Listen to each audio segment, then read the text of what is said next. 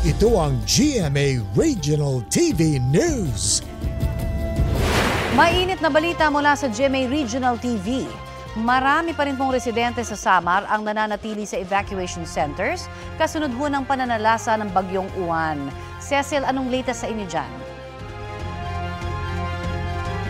Connie, problema ngayon ng maraming evacuees kung saan sila uuwi dahil nasira ng Bagyong Uwan ang kanilang mga bahay. May ulat on the spot si Nico Sereno ng GMA Regional TV. Nico? Cecil, nanatili pa dito sa evacuation center sa Catbalogan City sa Samar ang ilang mga residenteng nasiraan ng bahay dahil sa paghampas ng malalaking alon dala ni Bagyong Uwan. Pangalawang gabi na kagabi, nanunuluyan ang ilang residente sa evacuation site sa Samar National School. Nakauwi na ang iba sa kanila matapos humupa ang bagyo. Pero ang mga natitira, mga wala nang uuwian pa. Sila yung mga nasiraan ng bahay sa tabing dagat malapit sa pier. Dahil sa malalakas na hampas ng alon na wash out ang kanilang mga bahay. Isa sa kanila, si Aling Rebecca na mahigit sa 30 taon nang nakatira sa nasabing lugar. Wala siyang naisalba dahil lumikas sila nang bumayo ang bagyo. Ayon kay Catbalogan City Mayor Dexter Uy, nakaapekto ang high tide na sinabayan ng malakas at walang hintong ulan kaya nasira ang mga bahay sa tabing dagat.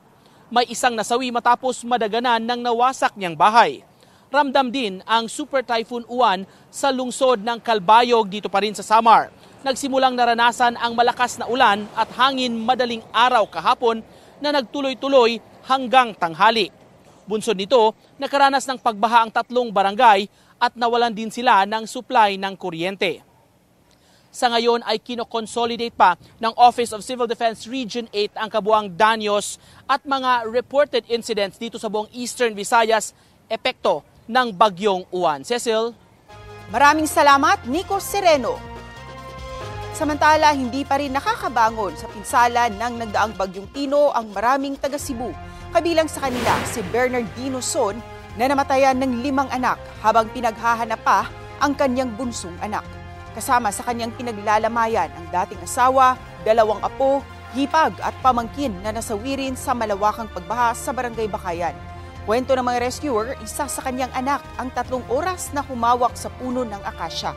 Sinubukan pa siyang iligtas at hinagisa ng lubid pero hindi ito umabot hanggang sa matumba ang puno na kinakapitan niya.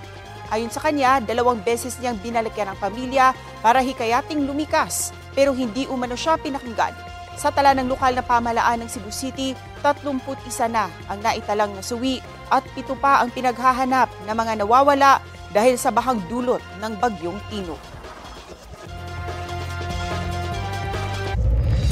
Ito ang GMA Regional TV News. Mainit na balita mula sa Luzon, hatid ng GMA Regional TV. Isang lalaki ang nakuryente habang pinaghahandaan ang epekto ng Bagyong Uwan sa Apari, Cagayan. Chris, saan siya nakuryente?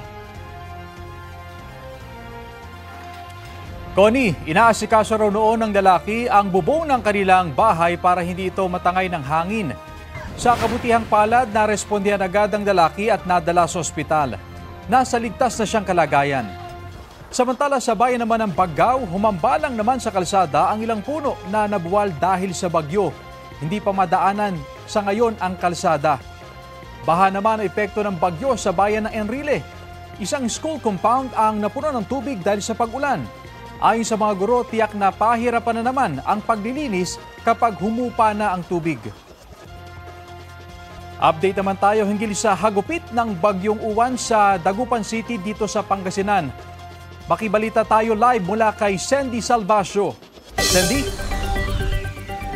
Chris, sa mga oras na ito ay paminsan-minsan tayong nakararanas ng malalakas na pag-ulan, gayon din ng hangin. Kaya naman pinag-iingat po yung ating mga kababayan sa banta pa rin po ng panahon. Bagamat wala na sa kalupaan ang bagyong Uwan, bakas naman dito sa lungsod ng Dagupan ang mga pinsalang iniwan nito. Sa aming paglilibot sa syudad kaninang umaga, maraming mga sanga na nagkalat sa daan at may ilan ding puno na pinatumba ng bagyo. Ang mga residente rito sa Barangay Bunuan Gasset, abala na sa paglilinis ng kanilang mga bakuran. Umabot kasi hanggang sa kalsada ang hampas ng alon ng baybayin, kaya't nagdala pa ito ng mas marami at mas malalaking kalat. Bunsod din ng storm surge, binaha ang malalaking bahagi ng barangay. Ang mga barangay Bunuan Gasset at Bunuan Binlok ang dalawa sa mga malalang tinamaan ng super bagyong Uwan.